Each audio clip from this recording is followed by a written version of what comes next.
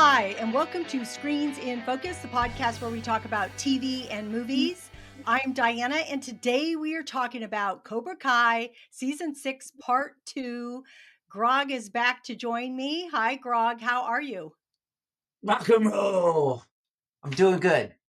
Awesome. I love to hear it. All right. So I know how much of a Johnny fan you are. So our question of the day pertains to Johnny because he is unfiltered, sarcastic, and hilarious. So I'm going to pose this question to you and to our friends out there. And then you and I, Grog, are going to answer it later on. The question of the day is, what's your favorite quote from Johnny, either in season 6 or throughout the whole series? Okay, so that he has a lot of quotes, a lot of sayings, a lot of one-liners. So Grog, you think about it. Friends I out got it. there, we would love to hear from you. What is your favorite Johnny line? You can drop us a comment here on YouTube. You can reach out to us on social media, and you can even call us at 669-223-8542. All of our information is in the show notes, and you can also go to screensinfocus.com and get to everything there. All right. Does So anybody ever actually call you on this? I have had people call. What motivates them to call you? Like they just really like into the show and they're just like, Yes. oh, Yes. wow. And you talk to them about it, or is it like just a recording No, or it's something? just a recording. Yes. Oh, And okay. All so, right. yeah. And so if any of you want to leave us a voicemail, I will talk about it or share it on the podcast. So there have been callers who have an opinion. It depends on what the question is, right? So, and if it sparks them to like, hey, I want to share my thoughts on this, then they do that. So, I want to share my thoughts on this, and that's why I'm doing okay. this. All right. You're my no, I'm leaning on you, Diane. All talk right. me talk me down from my point of view, which I'll share with you in a minute. But Oh keep my going. goodness. All right. Okay. So in part one, it set up what's happening here in part two. And part one was, and I know you felt that it was a bit slow. You weren't sure if you were going to keep up with it. And I'm like, hang on, because part two is going to be a lot of fights, a lot of things happening. And that is what we saw. There were so many fights. There were so many things happening. I couldn't keep up. I had to think, oh, I got to remember this and this and this. And I felt like there was just a lot, which I loved. So, what was your initial reaction to this part two? So it's, back to the formula. There's conflict right off the bat. And Zara, is that her name? Yes. The influencer, she like seems to have some sort of crush on Robbie, and Robbie is estranged from Tori because she, joined Cobra Kai. And so then you also have the Mr. Myogi's headband. It's like, oh, the bloody headband. We're gonna Yeah. expand on that. And then, Johnny is going off with his acrylic nunchucks and, Kreese has his own blade. And it's, Johnny's like, it's not about the weapon, it's about the person that holding it. So, fairly formulaic. And then you got the Robbie and Tori stuff. And, Tori is jealous of Sam. And yeah, so there's a lot of conflict right off the bat. There is. There is a lot of conflict, which is what kind of draws you in. Anyway, my initial thoughts were this was a wild ride, which I was all in for. And I thought there were a lot of surprises that happened. There were a lot of introductions of new people learning, all these, like you said, Zara from Iron Dragons. And so there were those introductions. And then there was a lot of resolutions that I really appreciated here. And there was a lot of character story arcs that again that I wanted to see, and they were showing it to us. So, but I will say I was shocked by the ending that we're going to get into later. We're not going to discuss it yet, but it was shocking to me. I was surprised they went there. So, with all these things that we're talking about that happened, what was a highlight to you? The highlight of the first episode or the highlight of the season? Highlight of this part 2, yes. One of the highlights. The highlight of the whole episode or the series for me was that I thought this was going to resolve the whole series. And then it's like, no, stay tuned for more. So I am mad. I was expecting a resolution and I wanted this series to end. And no, it's not. Is that just a marketing ploy? Okay, they're keeping it hot for another season, more revenues. I understand they're milking it as much as they can, but I was expecting an end to the series. Like even if they had just done like a Sopranos ending, like leave you wondering like how it ends. But no, they're like, oh, you got to stay tuned for more. So, you know, I was a little disappointed by that actually. Okay, I let you know that there was 3 parts to this season, 1, 2, and 3. Oh, I didn't know that. I thought it was only two. I remember when you No. said that. Okay, my 1, 2, bad. and 3, and so they let people know that there was gonna be 3. They didn't, like, say, "Oh, wait, 1 more." And it is coming out February 2025, so it's not too long away that we need to see it. It's gonna be 5 more episodes. So, yes, it's a three-parter ending, but it's considered all 1 season. So, with what you saw in this, was there anything that really stood out to you? Even though you're Um, after you got over your initial being mad that there was still another section and it wasn't resolved for you, was there something that there's that yeah, I still don't know the name of the character who's the Cobra Kai sensei, the lady that the Kim, chosen Kim. Kim.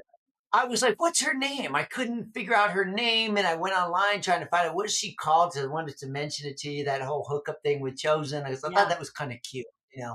But no, the highlight is when this damn series is over. I'll feel some closure. So All right, I'm gonna share my highlights and you're gonna comment on those highlights, okay? go ahead. Go ahead. I'm gonna bring up some things and then you tell me. Okay, highlight, the fights. I loved them, and what I loved about them, well, one, I just love seeing them fight and being competitive, but what I also really appreciated about the fights is that they were always different. Each event that was happening was different. So they didn't know what they had to do going into this. All of a sudden, the announcer would explain, this is how it's going to be. And so I felt like that added to the intensity and anticipation because everybody's sitting there looking and we're getting explained what the object of this event is, and it changes from each one to the other, and they explain, okay, this is what, if you make it here, if you score this many points, there's no stoppage here. I just thought that that was great, and I thought that was a huge highlight of this section compared especially to the first one, was just about learning who the captains were going to be and who was going to be on the team. And so they were just competing against each other from the same dojo. And that's all that we really saw. But here we got to see them face off with other dojos, which I thought was interesting because we were introduced to the way the other people fight too, which I was really curious about. So, what did you think about any of that?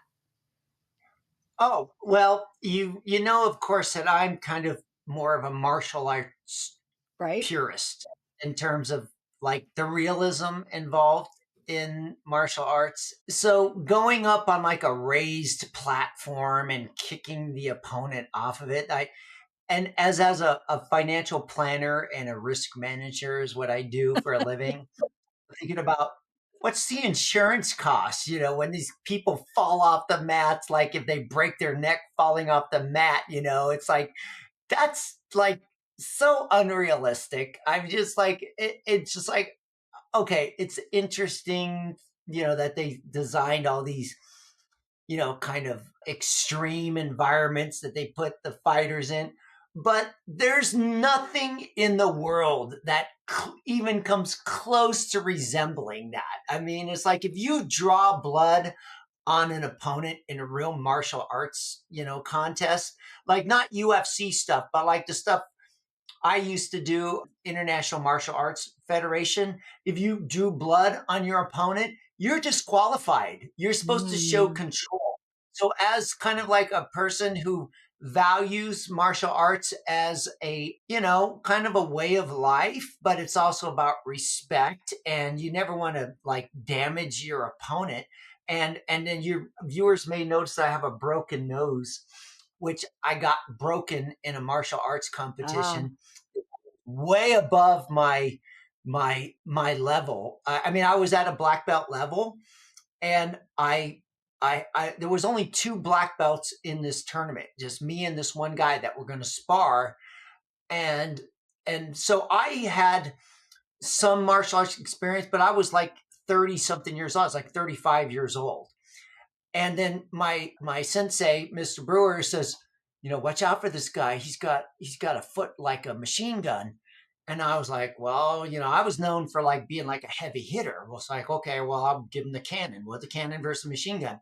Well, of course, he broke my nose when I lowered my hand. I have it on video. I lowered my hand on just this one little instant. He just kick up and bam, just kicked me right upside the face and broke my nose. And blood started flowing from my nose. And I didn't get knocked out though. I went back to my thing, and the referee's like, he gave him a point. I'm like, okay, but I can't continue, sir. I just got blood. Yeah. Technically I should have won the contest. We were like competing for like a samurai sword, Oh, cool.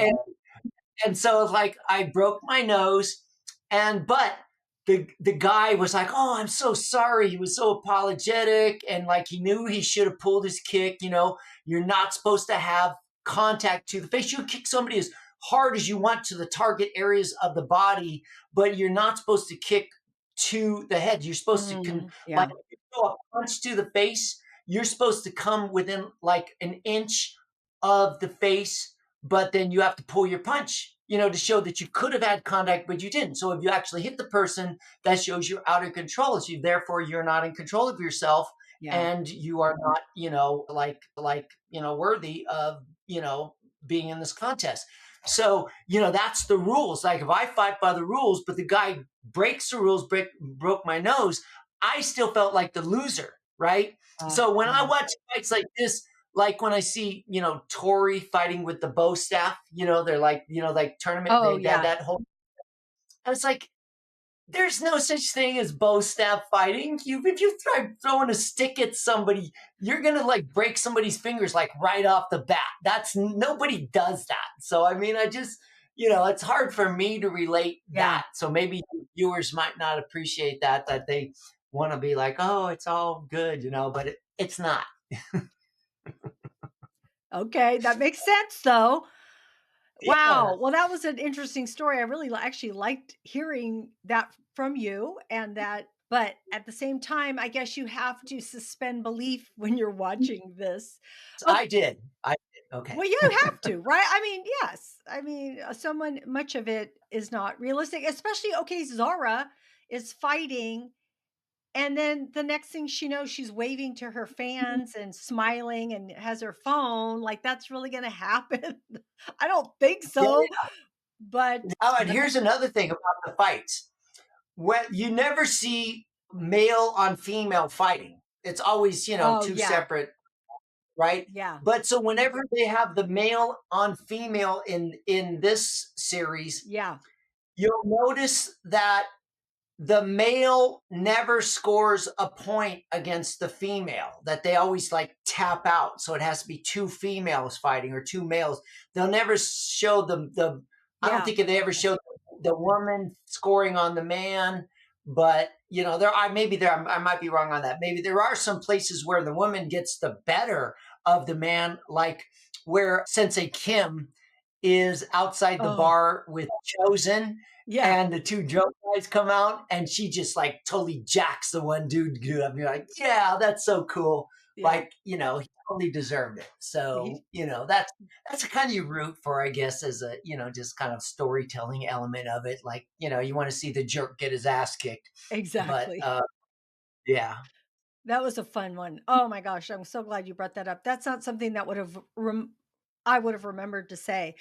I do also want to talk about another highlight for me was watching Miguel in this. I felt like he was the adult so much of the time throughout all of this. He fought really well and he spoke really well. I felt like he had his head on straight when what was happening with his mom and having to go back, and yes, he was affected by that, but for that happening to him, I felt like he kind of shined for me in this section because he's the one who had to get Robbie back as a leader and get into his head. And also, he was the one who had to tell Johnny and Daniel, come on, get it together, guys. So, you guys both built this dojo uh, from scratch. You both learned from your senseis and you built upon it. So I just thought he said a lot of great things. And so I noticed that in this section. So I really appreciated that about him. Yeah, Mikhail and Samantha are the only grown-ups in a room. True. That's true. Because she was like telling Johnny some things that he needed to hear. And then she'd call out her dad when her dad was acting up just a little bit too. So, but Yeah, yeah, I feel like Miguel really, and you're right, because even I might be getting ahead of myself because we will talk a little bit about the relationships, but the way she was with Tori, I thought was very mature. And I felt like they had come a long way from where they were last season and the season before. So, okay, yeah. we are He's a good role model. I think they're both good role models for, like kids to like say, "Oh, I'm a teenager. I want to be like this person," yeah, as opposed like even Robbie. I like Robbie, but yeah. then you look at some of the other characters like Eli and Hawk who are squabbling and Eli and Anthony. Dimitri. Yeah, Eli and Hawk Eli. is the same. Yeah, Yeah, Eli and Hawk, they're the same guy. Hawk and Dimitri, they're squabbling, and like Anthony is like kind of a jerk to Kenny, and yeah, I mean, and Tori is kind of like, she's kind of like the prissy kind of, lost girl or whatever. Obviously, if you lose someone in your family like that, you're going to be emotionally distraught, and they're trying to help her, and she's not taking the right direction in life, joining Cobra Kai. It's like, oh, okay, how are we supposed to feel about her? Does she's going back to the dark side? Is she going to come back yeah. to see the light?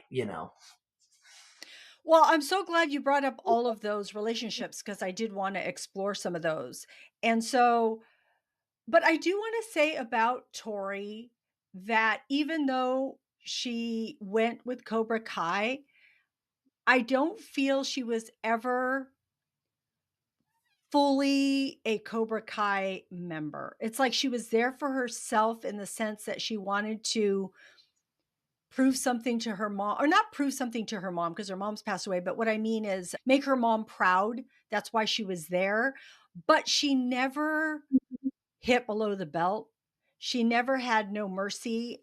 I don't recall her ever like making a wrong or a bad call or punch. I felt like she was always kind of questioning herself and not really going there because I felt like because she kept saying, "Those are my friends." She even told Kim, and she says, "Oh no, those, basically, those aren't friends. Those are your opponents." I don't know how she said it, but I felt like Tori was still like holding on to having this friendship with these people. It's like she was contemplating this whole way through. And then you talked about Hawk and Dimitri.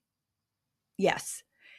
And how they're squabbling. But through this, and at the end, that they finally air their grievances toward each other. And it's basically that one's going away and they wonder what's going to happen with their friendship. So, um, I thought to myself, how are we going to see these people that aren't there? But it made sense. And how are we going to get Kenny to Barcelona? Because I felt like he needed to be there. So that storyline all played out with Devin having guilt about what she did. and it playing out in the US with Kenny and with Amanda asking Anthony to like, okay, between one of you or both of you, you guys need to figure this out because the war needs to end. Because this is petty what you're going through. Here, Miguel's mom is laid up in a bed of possibly life or death, and we don't know what's going to happen to her. And you guys are fighting over nothing. So I thought there were a lot of lessons learned. And that's maybe the thing that I like about Cobra Kai is not the fake martial arts aspect of it, but the relationship themes that they throw out there. And maybe for, some younger people that are watching it and kind of see those things in Yeah. their own relationships when they go to school and they see somebody who's kind of acting superior or not quite towing the line on a social level, and it throws all those themes out. Like with Dimitri and Hawk, you've got Dimitri's going to MIT, and Hawk is going to the JC, and so there's like that kind of, I don't know if you want to call it jealousy or conflict of like, oh, where are you going in life? That's a theme that runs throughout your life when you're in high school. I mean, isn't that's a big thing in high school is the peer pressure Right. that a lot of teenagers succumb to is when they hear like, oh, so and so is going to, this school or that school, and I'm going to JC. It's like what happens to your self esteem when something like that happens. And like even with Miguel and Robbie, you see that same thing. Like Miguel is going to college and Robbie's like, going to be, blue collar worker or whatever you suppose he's going to be in life. But yeah, I mean, that's kind of maybe the stuff that I like about Cobra Kai is Right. that it exposes those issues and it brings like a certain level of justice to it at the end. Like the good side kind of always wins, or there's always like forgiveness and reconciliation Yeah. that brings them back together. And that's the way life should be. I mean, like if you're that bitter about, somebody doing better than you and, on some level, it's like you need to get a checkup from the neck up. You need to look at your own self instead of Yeah. looking at, blaming the system or whatever for you not being where you want to be in life. Yeah. Oh man, I love all of that because that is why I watch. I watch because of the relationships. Yes, I love the fighting, and that was a highlight because that was different. That was an action that we were seeing. But if that action is not backed up for me by emotional relationships, then it doesn't work. I can't watch action. I mean, I can watch action, but what I mean is I'm not really invested unless there's relationships behind it. So, like with Johnny and Daniel, which we actually haven't talked too much about them, but at the beginning they're at odds with each other in that they both have a different approach as to how they want to teach the kids. And so then the students are not following through or not sure what to do because here Johnny's saying be aggressive, and Daniel's all, hey, you got to have balance, you got to have balance. And then later on it is Sam, how you were talking about her maturity. Sam tells Johnny, hey, listen, you kept saying this, but I really think we do need Miyagi Do. We really do need balance. And finally it kind of clicked into Johnny, and he never really wants to hear it from Daniel because they have been at odds. But that's what this whole series has been. All these seasons is about them getting to the point that I think that they're actually getting to. And the fact that that Johnny leaves Daniel that message and says, the kids need you, and so do I. So I thought, oh my gosh, that's so great. And again, that shows that arc, that story arc for Johnny, that he's saying this. And also when he's on the plane with Miguel and he finally, after all that comedic stuff happening, which I don't know, you might bring that up, which was really kind of funny with the guy in first class being a jerk and everything. But Johnny kept wanting to go see Miguel in first class. But finally, when he gets there and all the uh, humor set aside, and Johnny's so vulnerable because he tells Miguel the truth. He finally says, instead of saying, "Oh, your mom's going to be fine, your mom's going to be fine," he's all, "No, I'm scared. I'm scared too. And also, I didn't think you needed my support as much as Robbie did because Robbie's not going to school and you are. And so I see now. I see what you were missing and you needed that from me, but you're my son too." And oh my gosh, the tears in Miguel's eyes, I was tearing up. I was tearing up. I'm like, "Oh my god, this is the stuff that I love to see." Is there anything you I want to say just about the wanted plane? I wanted an air marshal to come out of the plane and just like throw Johnny in the one of the bathrooms and Oh. duct tape him back so he couldn't go into first class anymore. Like, dude, you're not supposed to go into first class, dude. That's why they have a curtain there, you know. So I felt bad for the stewardess that she had to deal with him. But yeah, okay, go ahead. No, I was just gonna say, I thought he was gonna get in trouble because that's so Johnny, right? It's like, oh, is he gonna do what he's not supposed to do? I was thrilled that Miguel punched that guy. And then the cops take him to the hospital and they're like, "Oh, you guys are so brave." They're like, "You had to deal with that drunk, obnoxious guy." I was like dying. It was so funny. Yeah. Well, that was, I don't know. I think about the writing on this show, and you talk about the themes, like, you know, the conflicts between the characters, and that's, you know, that's fine. It's good stuff. But I think they should just take the entire script of this series and throw it in the chat GBT and edit it. You know, like, you know, we had this whole Hollywood screenwriters strike and all that stuff about Yeah. AI and how it's like messing with, like, you could actually have AI write this stuff. But it's like, okay, so you got this great kind of like character conflict that they developed, but then you got this like cheesy humor, like when Robbie loses the kick contest to Quan Yeah. and he has to give up his room, and now all the guys are sleeping in the same room together. And, you know, I forget who it was, somebody, you know, farted or Yeah. whatever. And it's like, oh, yeah, that's funny. It's like a fart joke. I mean, you know, the first joke I ever told to my kids when they were like 3 or 4 years old was like a fart joke. You know, it's like, yeah, that stuff resonates to like 3 and 4 year olds, but now you're trying to get me to like, you know, like appreciate this as a viewer. Like, you Yeah. really, you're a writer, and that's, and then like the scene where like Anthony like has to, you know, Oh, kind of like yeah. Yeah. go like, "Oh, I'm sorry, Kenny. I'm going to drink a whole bottle of X-Lax for you." It's like, what? I mean, it's really, that's the best you can do for comedic effect, is to, you know, make it about, you know, excrement or Yes. whatever. I think Yes. there's a better way to write, you know, humor. And Yes. so whoever the writers were for this series, they should all be fired. I mean, like, they should like hire me and you as consultants so we could like make this way better, you know? So that's Okay. my thoughts on Yeah. So I agree with you on the 2 parts that you brought up. Like, I think that those didn't they weren't hilarious, those 2 parts, but I also do think that the writers are pretty good because they give me the heart and everything else that I want. So, yeah, maybe I don't know what comes into their brain about those particular pieces.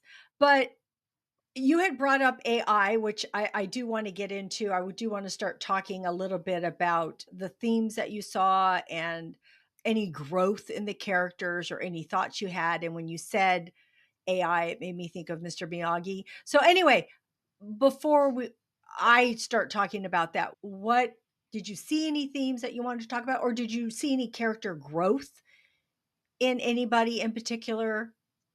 What did you see? So I think they should have given Johnny more of the limelight, let Johnny do his thing, because he's such a lovable loser. But they just didn't play it up as much. And like one thing, like, I don't know, they kind of touched on, which kind of like got me thinking about when you pronounce the word Barcelona. In Ah, Spain, they actually say Barcelona. And it's because they say their C's with a lisp.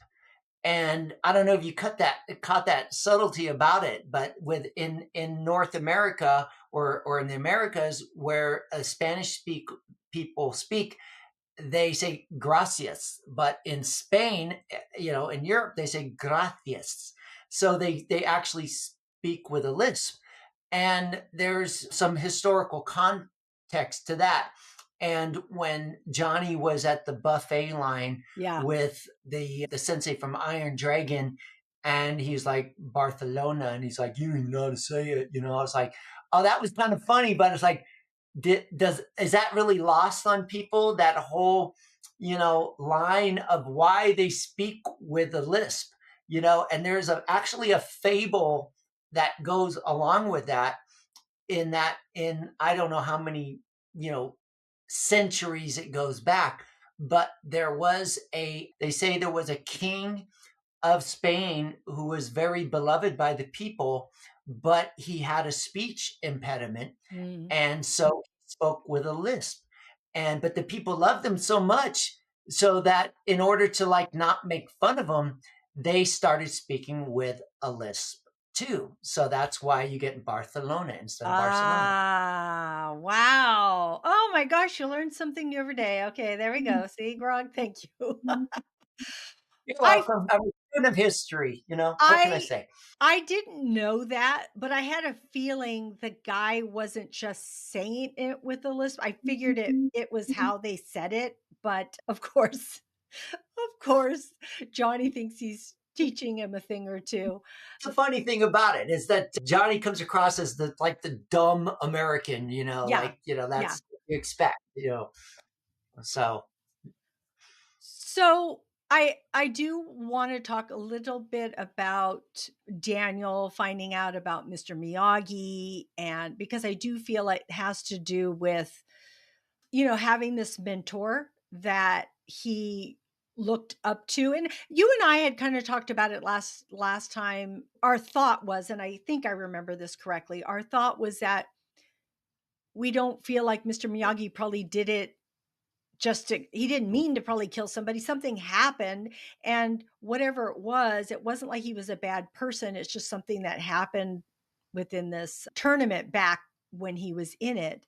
But for some and reason, I'm gonna be mad if they don't expose that more because I expected in this series that they were going to show the backstory on that, and like they did use a little bit of AI to bring back the young Mr. Yeah. Miyagi, which is cool. What they did. What's the actor's name? He played Sam in Happy Days. Oh, Pat. What? Pat Yeah. Morita. So that's just great stuff that they could do with him. But that's what I was expecting in this kind of series is that they were going to kind of go to the backstory on Mr. Miyagi, and they didn't. They kind of like left it off, and it was like, what? And then yeah, he killed some guy. It's like, okay, it's like, oh, okay, stay tuned for more, I guess. Well, they can't tie it up now because they got to wait till the end when we get there. Because if it tells us this now, then what's going to happen in the next 5 episodes? So I think they're going They to. got to manage the fans' expectations better. That's what I'm saying. I just, maybe I didn't pay enough attention. I should have watched more of our broadcast. I should have paid attention. I actually thought this was going to be Uh, the last so series. your So I, yeah, so your expectations were different because you kept thinking something was going to happen. See, I knew there was going to be another segment, so I'm like, okay, so this is the middle. This is the middle part where we're learning about a lot of things, and so with all of that, with this still being the middle section, I felt like there was a lot of growth and resolutions. And I was actually surprised because I'm thinking, well, what's going to happen in the next one? What is that going to concentrate on? Because we see Kenny and Anthony are finally okay with each other. We see Devin come clean to Kenny, which I was surprised he took it so easily, but he did because he says, "Oh, but I like you and you've never done anything wrong with to me." But I'm thinking, okay, but you were like really embarrassed, and that's on the internet, and you're okay with it, okay. And then we see the way Sam and Tori are to each other, like when they win and Cobra Kai is out, which we're going to get to in a few minutes, but she says, "Oh, I wish you were celebrating with us." And there's all these things that are happening. And we see that Hawk and Dimitri, resolve the conflict that they had. And we see Robbie, who was very unfocused, and then he has to fight. And Miguel gives him that heart to heart and really pumps him up. I really liked that part. I thought that was a really good exchange between those two. And then to watch Robbie was something that I was excited to see, and glad that outcome, which of course booted out Cobra Kai. And I'm thinking, oh man, yes, finally they're rid of Cobra Kai. And then there was that big surprise of Silver. I was shocked. Were you shocked, or were you thinking that was going to happen? I was surprised by Silver, but how could you, not expect it? I mean, I'm just letting it unfold in front of me. It's like, okay, of course they got to bring back Silver, and then at the last episode with the huge fight scene. Now that's where you see kind of like where the loyalties actually come back together, and Yeah. Sam and Tori are fighting together, and then Johnny steps in for Kreese, to fight Silver, and it's like, no, okay, I really wish like the writers of this show like would call me so I could tell them how to finish off this series if they haven't written it already. Because you're gonna turn Kreese into a good guy. Is that what you're gonna do? Like that's almost No, like what they do. I don't But they think start so. to make it like Johnny is standing up for Kreese now. Johnny's fighting for Kreese. Like they both hate. Silver's like, okay, that's fine, but you know what, Johnny, kick both their asses, Yeah. okay? Yeah. And then it's like, as far as Tori and Robbie go, I think that Robbie should just dump Tori and get with Zara. Like they would have the cutest kids. I mean, the most athletic kids. Like that's how I would write this thing. And then they could do like a new spin-off, like Tori and Oh Robbie. god. That's hilarious, and I love that you have that take on it, okay? I do. That's hilarious. You Alright. weren't expecting that. No, I wasn't. No, I wasn't. But, it's funny. But think I about do it. Think I about it. Okay, so I'm in some Cobra Kai groups, and Okay. people are loving Zara. I am not a fan of hers. Okay, I'm gonna tell you right off, I am not a fan. But a lot of people think, okay, she's this, she's that, da, da, da, da. And I'm like, okay. But no, I liked it Yeah, I when don't know what the actor's name is, but she's very athletic. yeah, I think she's gonna be something someday. She'll be in some movie or some series, and she has a place in some action yeah, movies. you're She's a right. good intro to this whole series. Yeah. Yeah. Hey, we didn't even talk. Well, we're going to get to, I want to talk about the other people in just a few minutes, the other people that were in this. But let's just talk about the finale, that episode, and then we'll keep going because I do want to bring up some things about some of the people. Okay. So this big finale happens, and that last episode was insane. And I know you're probably like, "What is happening with all this Where's stuff?" the security guards? Where's the police? Well, I was curious what was going through. I'm going to tell you what was going through mine, but you tell me what was going through yours. Where's the police? Yeah, like why there's got this big melees at the end where they're all fighting each other. It's just like a riot, and it's like, and then of course Quan gets, the knife, and he goes insane. He's kind of like I actually think he has a place in the future too. I don't know what that Yeah, actor's history is, or where he's going, but he's very talented martial yeah, arts wise, yeah. and he plays his character so well.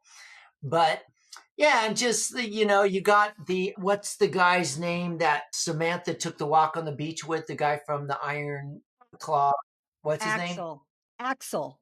Axel. Okay, so he's like this big dude and like martial artist, and I was like, this guy's weird. And now, see, that's kind of like he's training with his Iron Claw sensei, and he's not, doing it right. And the guy's like abusing him. Samantha sees like, Yeah. the welts on his back, like he's getting whipped by this guy. And it's like, what were the writers thinking with this? Like, really? That's like so dark. Where'd you go with that kind of stuff? And then, like, he's kicking everybody's ass at the end. So, like, what's going to happen to him? And then Quan ends up getting, stabbing himself with the knife. And it's like, okay, blackout, next episode. Oh my goodness. Okay. Well, so this big fight, I did really enjoy it. And I did because I was cheering in the beginning. I was excited. I couldn't believe it was going there. I thought, how could this ever happen? How is it that that Russian sensei punched out Gunther as he's talking? I'm like, crazy. And you're right. Where are the cops? But I did notice that as we were going on and we saw different people fighting with each other, we saw Eli and Hawk fighting back to back. We saw Robbie and we saw all the Miyagi Do kind of come together with the other Miyagi Do people. And so we saw them reuniting.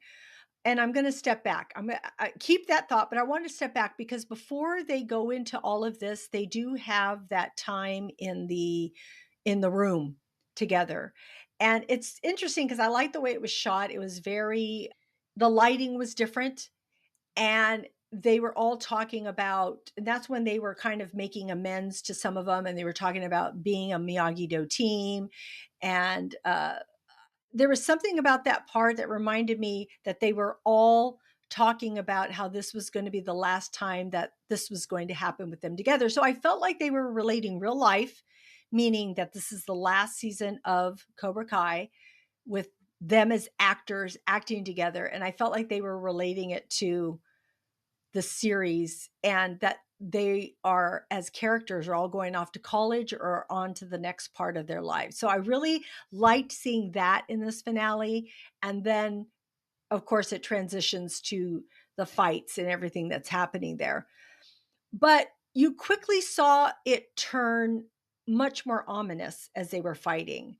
And so it got much more serious. I think the music probably changed because we were seeing that Kreese wanted to kill Silver. And so we were seeing that. And like you had mentioned about Johnny coming in and was he saving Kreese? I think he was maybe saving Kreese at the moment because he felt like Silver was the bigger bad person in this, but I don't think that that meant for a second that Kreese still isn't the enemy to him. I don't think so. But The also enemy of my enemy is my friend.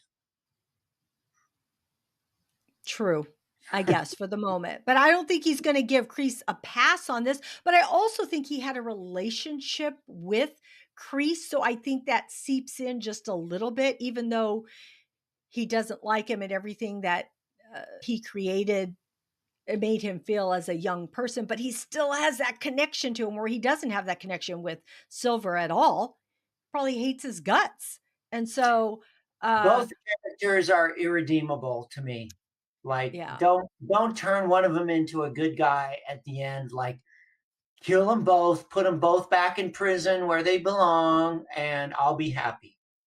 Well, I do have something to say about Kreese when we get to our thoughts Well, he's a on veteran. the next He section. might have PTSD. Okay, so give him a break.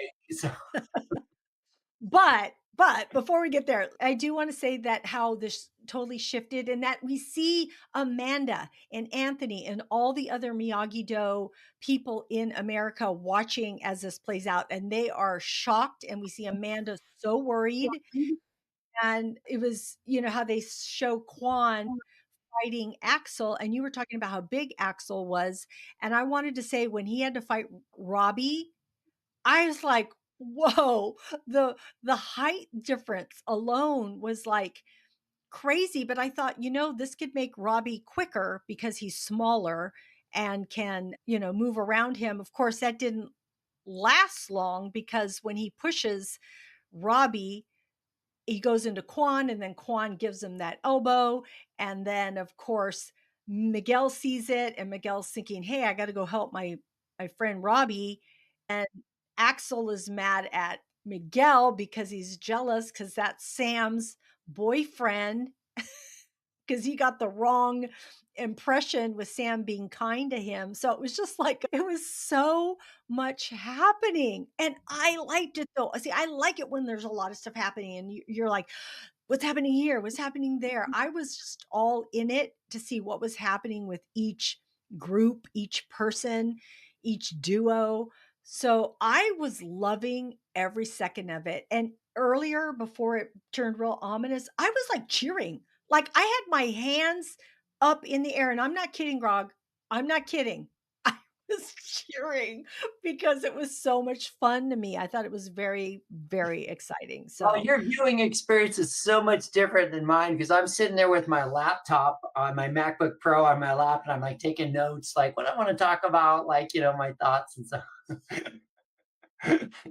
when I first watch it, I watch it for pure entertainment. That's why I have to go watch it again because the first time I'm just watching it as a viewer, just taking it all in. It's not until the second time that Oh I wow. decide, okay, these are my notes. These are what I'm going to pay attention Maybe to. that's my problem. As I'm watching it as like Critically, I feel like we're like Siskel and Ebert. We want to, like have our review of it, and we want to be yeah, objective, and yeah. it's like, I mean, honestly, Objective, I mean, I've told you, I you mean, are.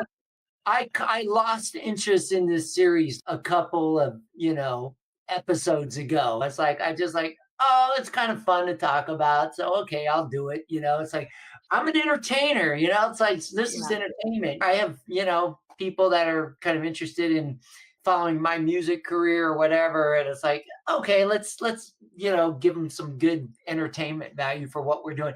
yeah. And you bring such a valuable service to me, that you watch a lot of the stuff, and like I always say, you're like a great filter, like I need a filter in my life to help me kind of like see what's worth watching, so I think that brings a lot of value to your viewers, like maybe they're listening to this and so it's like, man, Grog thinks this really sucks, I'm not going to watch.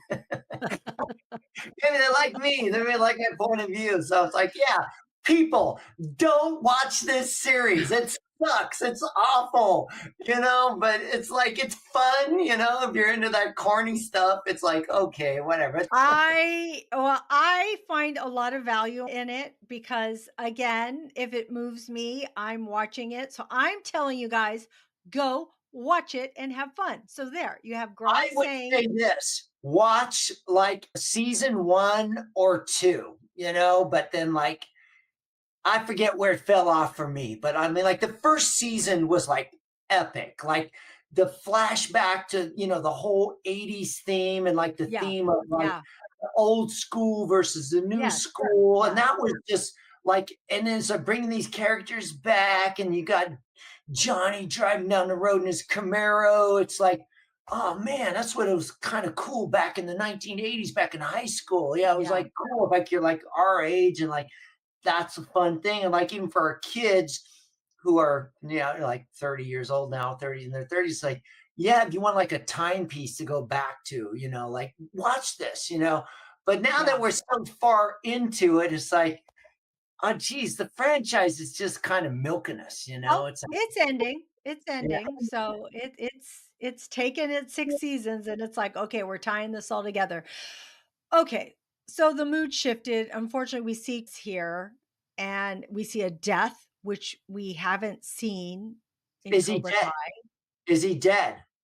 I think he is because I believe that the creators, the writers haven't said that he wasn't. I think that they talk about what made them decide to do this. So to me, that means yeah, he's dead. Believe it. I think he's going to be like, I didn't Really? know. They're gonna patch him up, and they're gonna bring him back, and then he's gonna be like, "Oh, I've changed my ways. I want to marry Samantha or whatever." Samantha. Well, wait, I do want to mention the choreography in this because to get this done all together is I can't even imagine the things that they had to do, how long that they had to do this. They had everybody on that set. They had people that we haven't, don't know as well there. the senseis were there, the announcers were there, they were getting punched out. It's crazy, the choreography. I thought that that whole stunts and everybody that was involved in this, I just give them kudos for it because I just thought it was amazing. I also appreciated the training sequence before they got to this match where they were out in Spain and it had that Rocky esque vibe to it with Johnny and Daniel yelling out at them what to do and running up the steps and And all of Beer that. Bottle got 'em again, and Yes, yeah, yes. funny. But That was a yeah, good, like, the whole thing about being in Barcelona, that yeah, was kind of like a great. I hope the actors really enjoyed their trip to Barcelona to do that. That they actually like, hey, we're not gonna make that much money, but we're gonna have an epic vacation and film these shots and stuff. And so it was. Have you ever been to Barcelona? I actually did go to Spain on a cruise and we stopped for a day. I Were we in Barcelona? I can't remember which city it ported. Would it have been Barcelona? I think it might have Barcelona been. is the one place where that's really like the go-to place. I forget what it's called. I'm sorry, but it's like that big long street that's like Yeah, the yes. mall of stores, and it's I just think that's yeah, everybody there, and it's just you can just walk down that street for hours and then turn back and walk back, and they've got all these like actors that are out there trying to get a yeah. picture with you, like just incredible street artists and stuff. And it's like, go to Barcelona. That is just such a beautiful city Yeah. to go and visit, and I think that's what the actors may have enjoyed about that, is going, it's like, hey, we're going to Barcelona, we're going to just party our asses off and just do all these scenes and stuff. And so good for them. That's how I got it. I was like, hey, I'm glad for these actors are having fun in Barcelona. We talked about the finale. We could keep talking about it, having our own opinions on it, but I'm glad you liked the Barcelona scene. So that's great. So with saying that, I want to know what was your favorite part in all this? What did you appreciate seeing? Let's start with that. I will say that the choreography of the fight scenes was good for some characters. Like Quan is an amazing athlete. Of course, Robbie is an amazing athlete. They're really good. Zara, she's badass. Seeing them do that kind of stuff, it's Yeah, kind of watching that stuff is exciting. That was just, I don't know, that's kind of the highlight for me in terms of just watching them. And then other than that, I guess, I was still waiting for Johnny's, one-liners, and they were few and far in between. So I was a little disappointed there. And then, like I said, just my expectations were kind of not really managed properly. I guess I should pay more attention to, what's going on with these series. But, so maybe I'm not the best critic on this level. you're good. You're fine. Like I said, there are people that probably feel like you. So I'm sure you're not alone. I do want to say that I had a couple of favorite parts, but I one is Miguel and all of his um, inspirational or shaking people or telling them what to do. I really did appreciate that. That was a highlight for me. But I think when I had my arms cheering, like I was talking about a few minutes ago, was the fight between Robbie and Quan. I think that was something that I really wanted to see. And I thought it was a great fight to see both of them together. It was great seeing Robbie finally focused and he had Miguel's head in him, like he thought of the words that Miguel had spoke to him and really took him to heart and really did stay focused and he won. And when he won, I was cheering and it was so exciting. It was everything that I had hoped was wanting and we got. And I loved when everybody was so over the top, so happy. And Daniel tells Johnny, congrats, you finally beat Crease. And I thought, oh, that was so great that Daniel said that. And then and then Johnny says, we both beat him. And then Daniel says, I already did that in my first tournament ever. And then Johnny says, you better shut up before I hit you. I thought, oh my gosh, perfect to me because I had the perfect ending. And then Johnny got what he wanted by beating Kreese.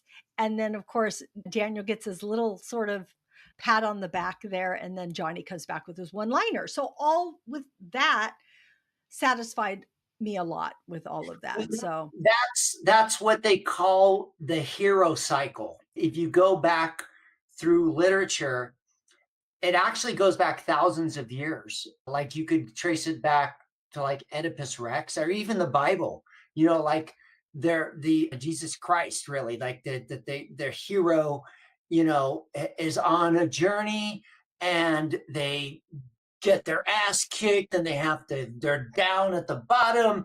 And like even like we should discuss Gladiator coming up pretty soon, the Gladiator 2, that they're down at the bottom, they're fighting from the bottom up and they rise up and they conquer, and that's a theme that it's almost ingrained in our kind of like our biology as humans, that we are like built to want to idolize the hero.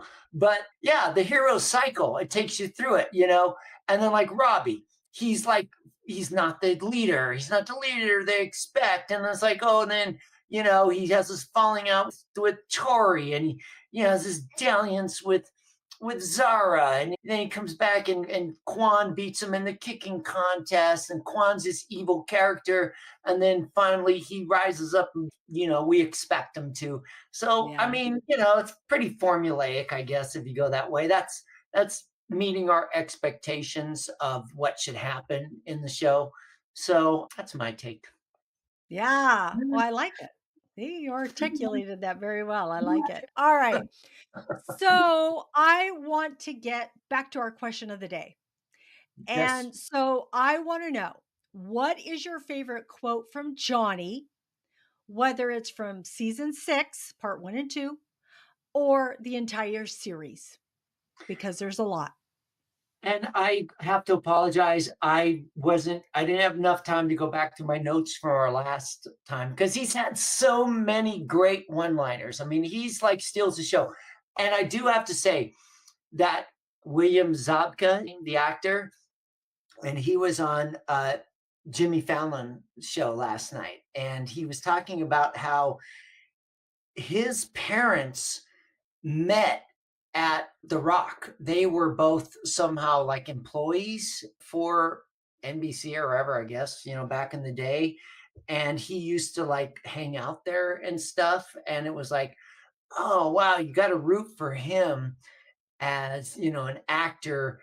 And he became so typecast from Karate Kid that he never did anything other than Karate Kid, right? And then this series like brought him back to life. So it's almost like that's kind of like the hero cycle in itself, like this Yeah. guy that he's been full circle. So you got to root for him. I am interested in some of the newer actors to see where they're going to go and what their careers are going to the arc of their careers is going to be.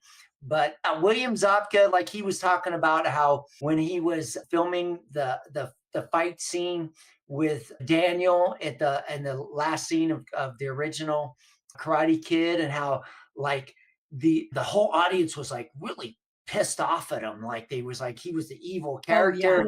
And his mom was there. She's like, he's not really like that. He's really a sweet guy.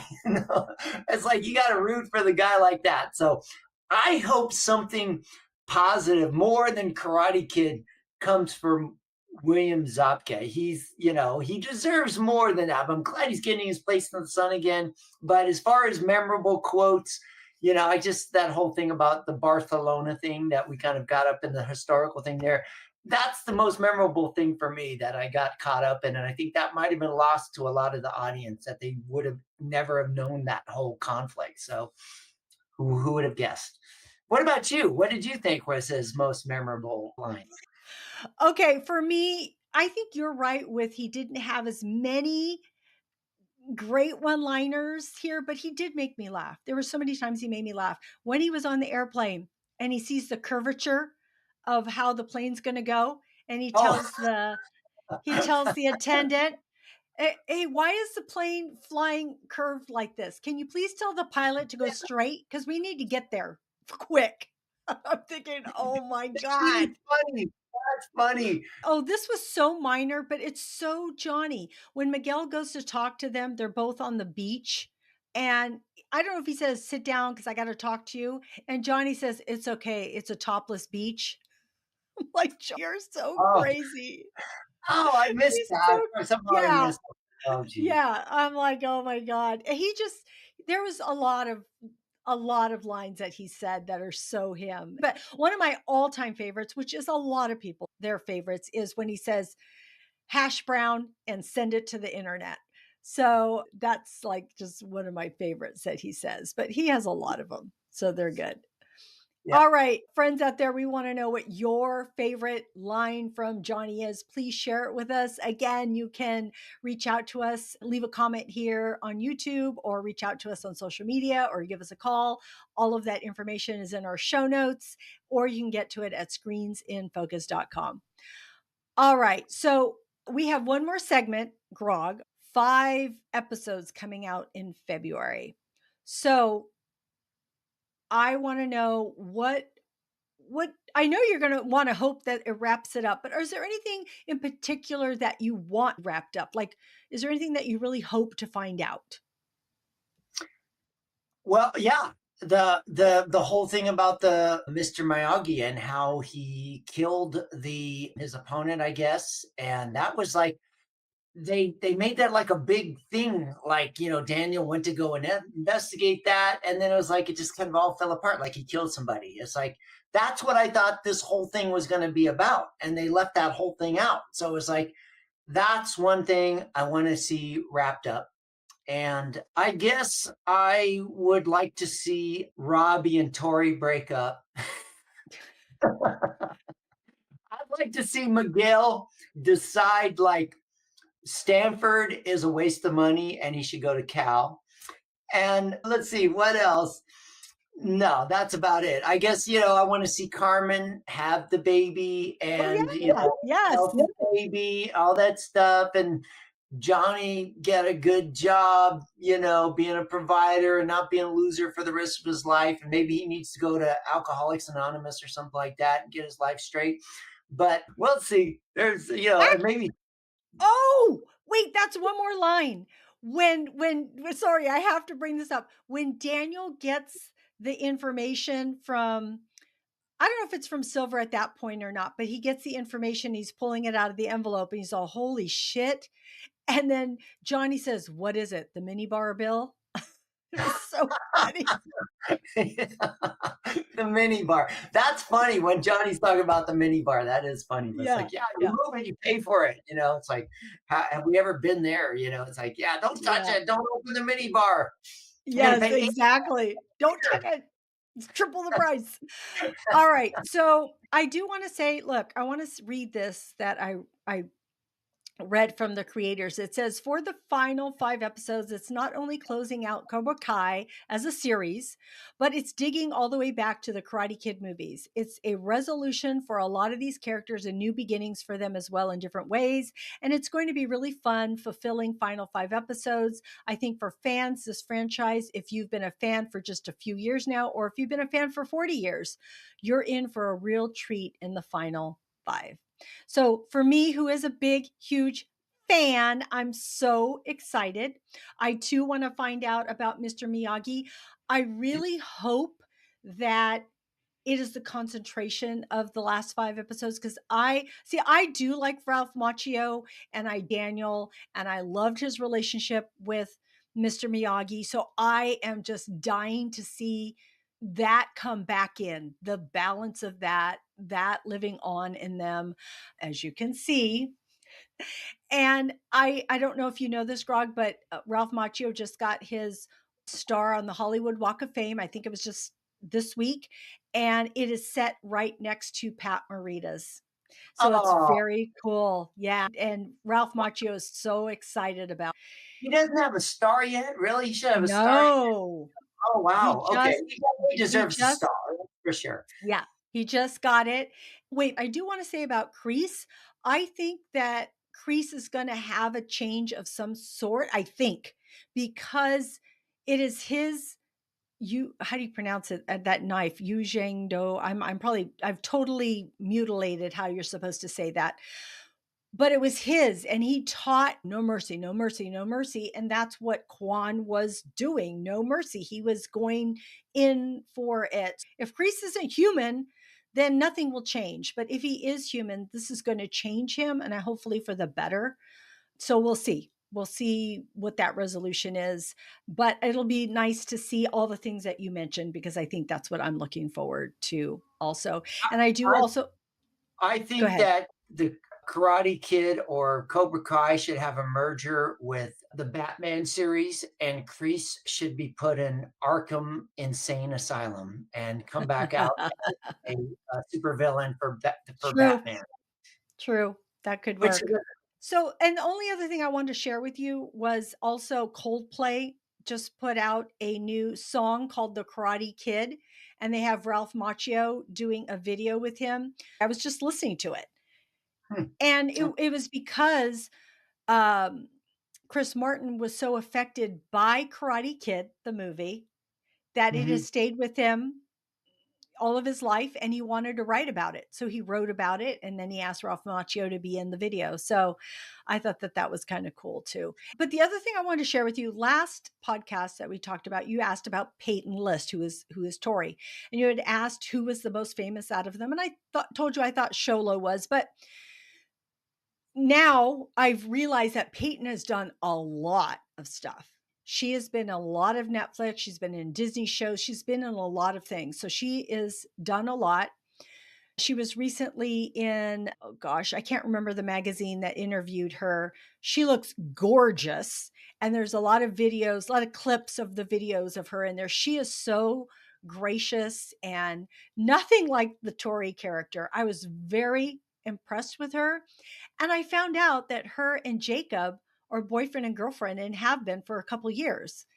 Who's He's Jacob? who Jacob is the one who plays Hawk, Eli. Yeah. Oh, wow. Well, good for Yeah. them. Yeah. She is a great actress Yeah. and athlete, and she just had to suffer through bad writing through this series. So I hope she gets better scripts. Just go watch it. It's good. All right. Yeah, don't Cobra listen Kai. to Grog, man. He's insane. If you want financial advice, I can help you. And if But you want movie and entertainment, TV recommendations, I can help you.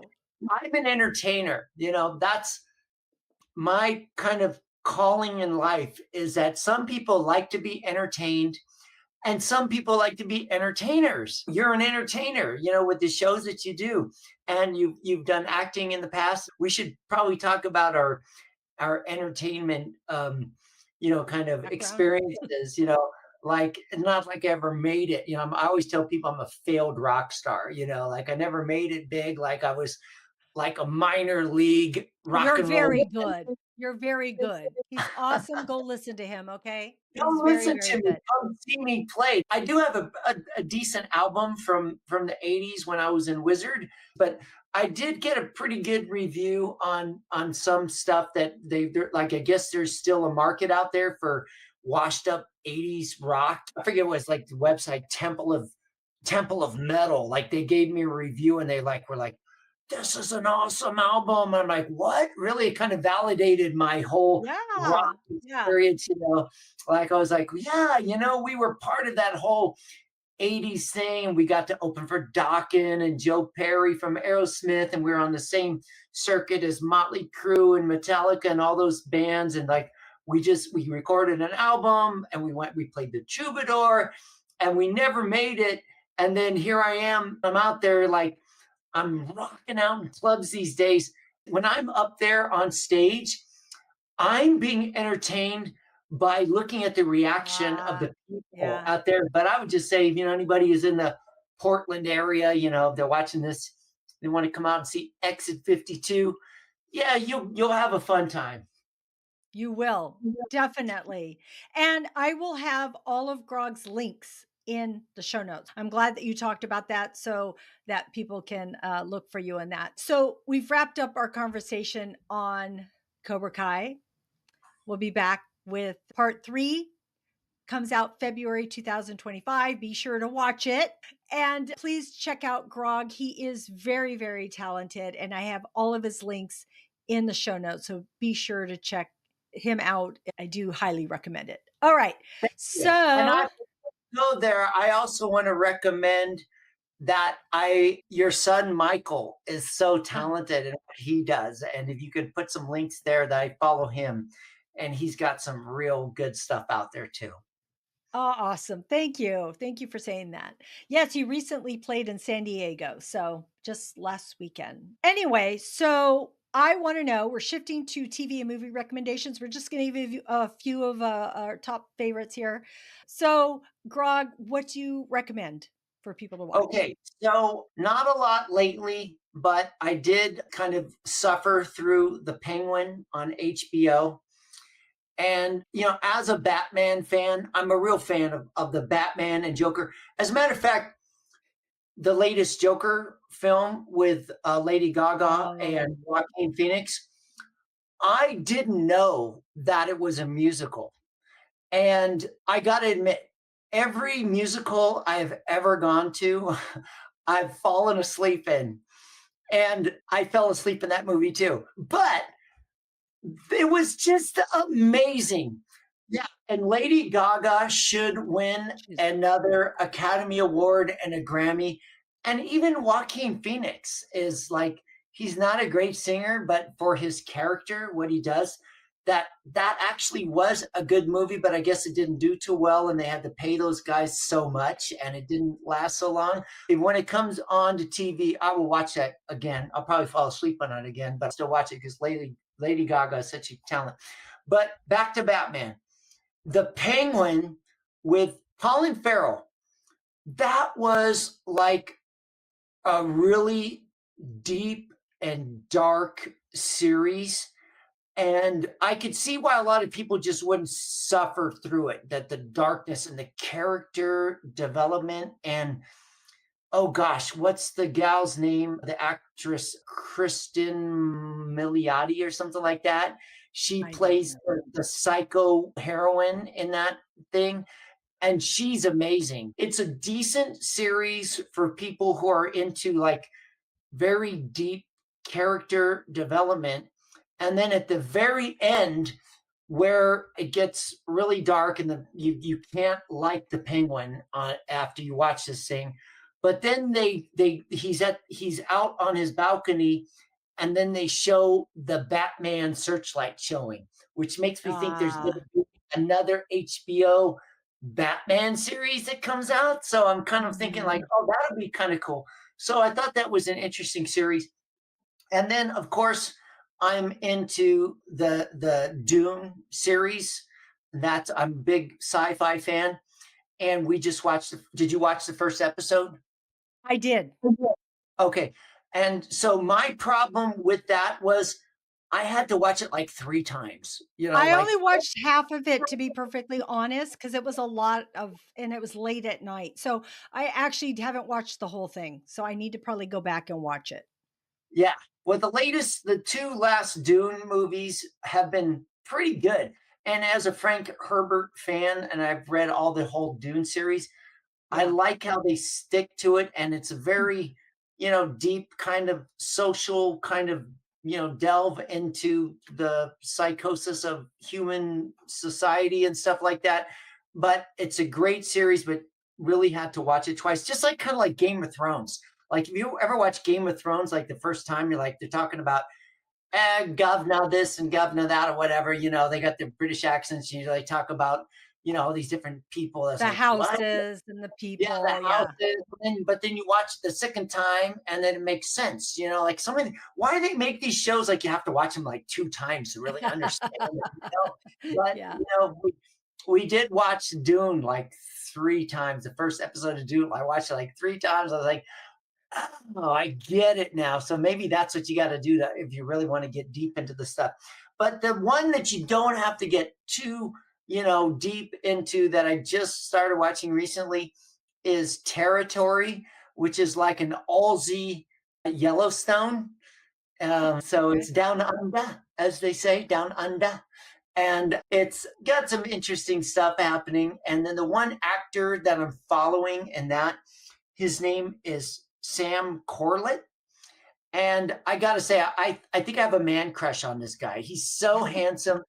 And I was like watching the series, like, who is this guy? I've seen him. And then, my wife, Karen, she has such great facial recognition abilities. And she didn't even remember, but he was in one of the latest Viking spinoffs. He played Leif Erikson. And I know you're starting to watch Vikings now, right? I'm, like, on season 5 now, so Okay, yeah. but the latest Viking series that came out has Oh, this guy, Valhalla, Valhalla. Valhalla, Okay, and yeah. Sam Corlett plays Leif Erikson, and Ah. but he's in this show Territory, which is like the Australian Yellowstone. So I watched a few episodes, and I'm gonna finish the last 2 episodes actually tonight. So, Ah, okay. I got through like 4 episodes and I kept watching. So I guess Ah. it's horrible and we'll see how it goes. All right. Awesome. Thank you. I haven't seen the ones that you're talking about. Dune, I started to see it, but I haven't seen it all. So I like that you have different ones than I have. So I just want to briefly mention the ones that I'm watching. One is called Landman. It's on Paramount Plus. It's by Taylor Sheridan, who also does Yellowstone, also does Tulsa King, also does Special Ops Lioness. All four of those I recommend. Okay. All of them by Taylor Sheridan. So Landman just started recently. It's about Texas oil and it has Billy Bob Thornton, has Demi Moore, and it has John Hamm. And it's Oh, been how could it, you go they wrong with that? Yeah, that sounds good. so they started with 2 episodes and I'm intrigued. So I didn't know this about oil and it kind of gives you the inner workings and the politics behind it and the money and what people are willing to do. And so it's like, oh, okay, this is where that's going. So that's what that's about. Yellowstone came back on after all these seasons. I am a Yellowstone fan. I love it. It's back on. The end is here. Tulsa King with Sylvester Slide. Stallone. I believe that the season finale happened on Sunday, but I was too busy rewatching all my Cobra Kai, so I didn't get to go watch the finale. So I got to go watch that tonight. But I love both seasons.